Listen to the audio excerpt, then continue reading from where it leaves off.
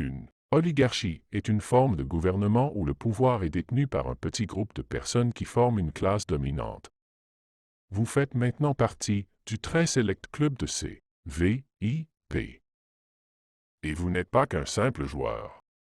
Vous en êtes un membre. Oligarque est un jeu de société pour 2 à 6 joueurs, âgés de 12 ans et plus.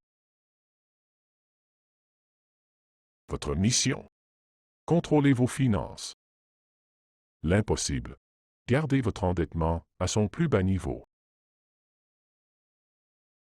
G est le symbole du milliard. 100 G égale 100 milliards. Mais il n'y a pas vraiment d'argent à oligarque. Il n'y a que du crédit. Tout est permis pour vous en mettre plein les poches. Peu importe les conséquences. Si vous devez payer 100 G à un membre, vous augmentez votre dette de 100 G, et l'autre membre diminue sa dette de 100 G. En définitive, personne ne sait réellement qui contrôle la planète. Avec le temps, un amalgame de chefs d'État, banquiers, gestionnaires, conseillers, dictateurs, mafieux, criminels et despotes en ont pris les rênes. À oligarque, vous devez contrôler des pays, négocier, conclure des ententes commerciales, prélever des douanes, collaborer, faire la guerre. Et même à l'occasion, vous serez un réfugié. Durée du jeu. La fin de la mission est dictée par le temps. La durée du jeu est fixée suite à une entente entre les membres avant le début de la partie. Démarrez l'horloge seulement quand les punaises seront disposées sur le plateau. Quand l'alarme se fait entendre, la partie est terminée sans délai. Le plateau de jeu. Le plateau est un disque où sont disposés les drapeaux des nations. Les pions se déplacent sur les drapeaux. Au centre du plateau se trouve une map-monde marquée d'un réticule.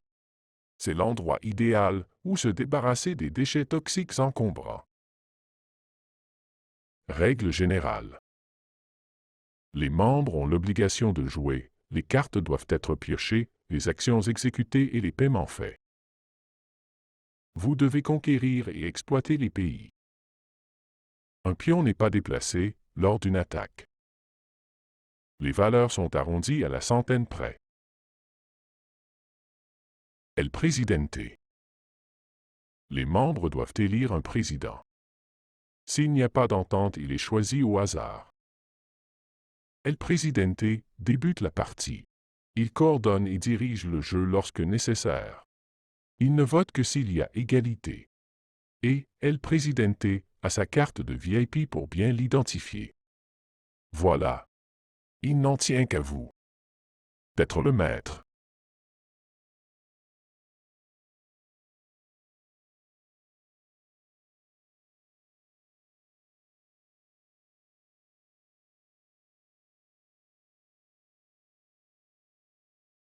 Le jeu oligarque comprend le matériel suivant. Un tapis de jeu en néoprène avec les drapeaux des nations. 6 tableaux comptables sont disponibles sur ce tapis. Un dé à 8 faces et 8 dés à 6 faces pour les déplacements et les combats. 6 pierres précieuses que vous utiliserez comme pions. 6 porte-piques sur lesquels chaque membre doit avoir 48 punaises. Le tout pour marquer vos territoires. Les accords commerciaux et également pour suivre vos finances. 30 barils de matière toxique. Une carte de président et 12 cartes de sièges sociaux. Les cartes rouges sont plutôt négatives. Les cartes bleues, elles sont pour la plupart positives. Les cartes vertes, ce sont vos paradis fiscaux. Et le livret de règlement.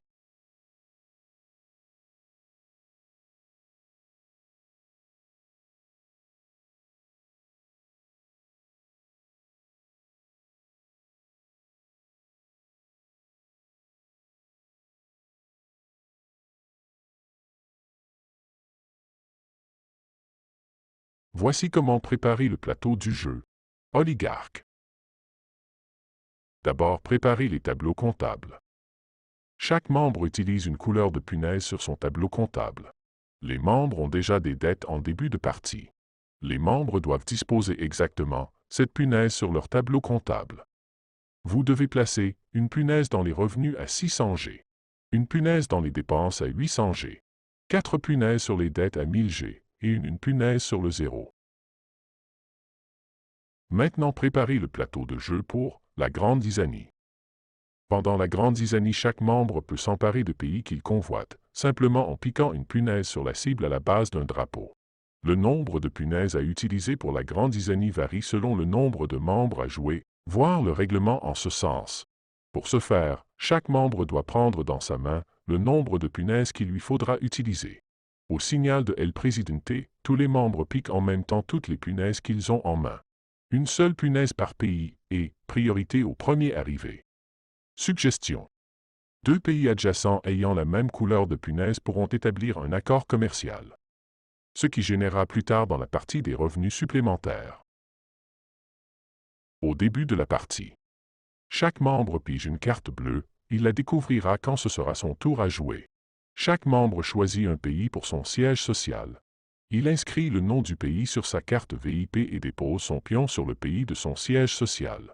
Chaque membre place également un accord commercial entre 2 pays adjacents lui appartenant. Les punaises doivent être de même couleur. Le pion d'un membre ne peut être sur le même pays qu'un autre membre. Voici une remarque importante. Si le membre possède le pays où est situé son siège social à la fin de la partie, il déduira 1000 G supplémentaires de sa dette. Voilà, le plateau est prêt.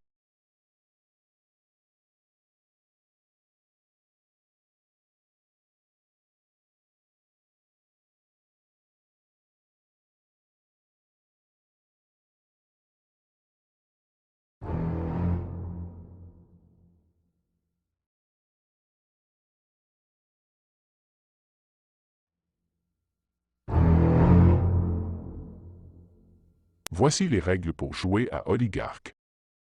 Les déplacements.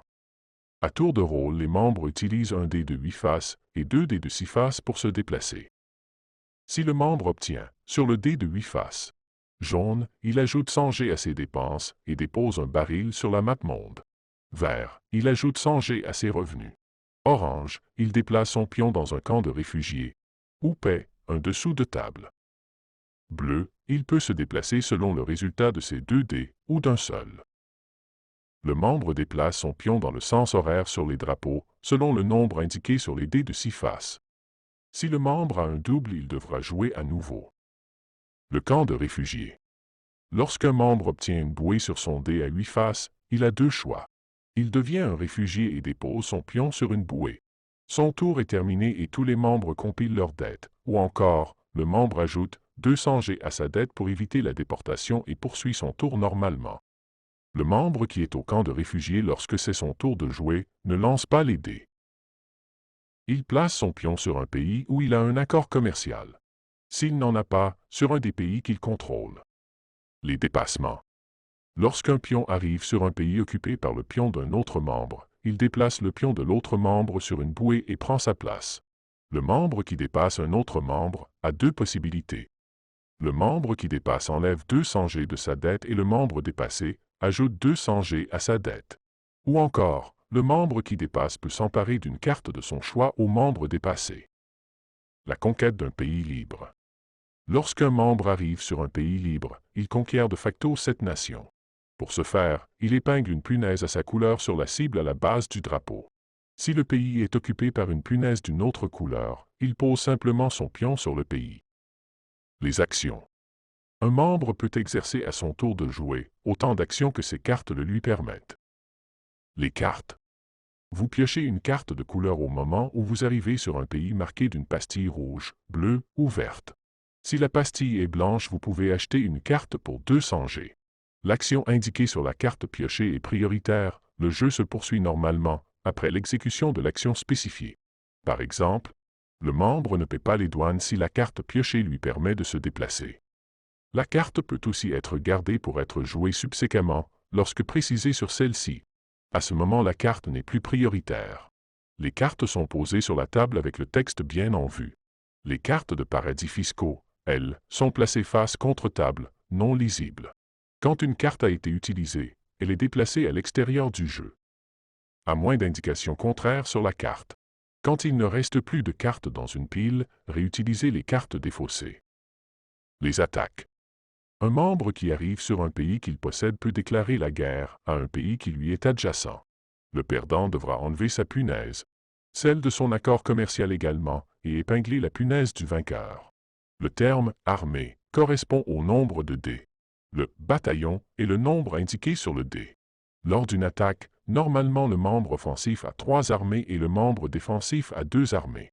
Un membre ayant un accord commercial dans un pays en conflit ajoute une armée en attaque ou en défensive. Les 2 membres lancent leurs armées dans la bataille et comparent leurs armées les plus fortes. Une armée comptant plus de bataillons élimine une armée avec moins de bataillons. À égalité, l'armée défensive l'emporte. On relance les armées non retranchées et ceci jusqu'à ce qu'un des 2 membres n'ait plus d'armée. Le membre qui a encore au moins une armée l'emporte. Exemple de déjouer. Au premier tour, l'armée de 6 bataillons offensifs l'emporte sur les 5 bataillons défensifs. Enlevez l'armée de 5 bataillons du défenseur. L'armée de 4 bataillons offensifs perd contre l'armée de 4 bataillons défensifs. Enlevez le dé offensif de 4 bataillons. Au second tour, il reste maintenant 2 armées offensives et une armée défensive. Rejouez les dés restants. On poursuit l'attaque jusqu'à ce qu'un membre n'ait plus d'armée. Les douanes. Un membre immobilisant son pion sur le territoire d'un accord commercial d'un autre membre ajoute 300 G à sa dette et le membre propriétaire enlève 300 G de sa dette. Surveillez vos frontières. C'est au membre propriétaire seulement de réclamer son droit de douane. La douane ne peut plus être exigée si le membre a terminé son tour. Les attaques sont prioritaires au paiement des douanes. Un membre ne doit pas faire remarquer qu'un autre membre se trouve sur un territoire ayant un accord commercial. C'est à chaque membre propriétaire de bien surveiller ses frontières. Si un membre contrevient à cette règle, c'est à lui de payer la douane. L'entraide. La coopération. Sauf dans le cas des douanes. Un membre se doit d'indiquer à un autre membre s'il oublie de faire une action quelconque. Le vote démocratique. En cas de mésentente, le vote est utilisé. N'importe quel membre peut demander le vote, le proposeur doit être secondé. Le vote se fait à main levée. Les membres votent selon leurs intérêts et n'ont pas à motiver leur vote. Un membre peut aussi demander le vote pour la prolongation d'une partie. Si la partie est prolongée, il pourra y avoir un nouveau vote demandé pour une nouvelle prolongation subséquemment. Mise à jour de la dette. Tous les membres mettent à jour leur dette, si un membre devient réfugié. Si El Presidente est remplacé. Pour mettre à jour les dettes, soustrayez les revenus des dépenses et ajoutez le résultat à la dette. La valeur des revenus et dépenses ne doit pas être modifiée lors de cette opération. Les produits toxiques. Les barils doivent être entreposés sur la map monde. La limite d'entreposage est le dernier cercle de la map monde. Vous devez vous débarrasser d'un baril lorsque votre dé à 8 faces est jaune, et ajouter également 100 G à votre dette. Attention! Si des barils s'aimantent au moment où le membre place son baril, il garde son baril et ceux qui se sont aimantés ainsi que tous ceux touchant la limite. À tout moment, pendant la partie, si un membre commet une maladresse et que des barils s'aimantent, ce membre ajoute ces barils à son inventaire. Important.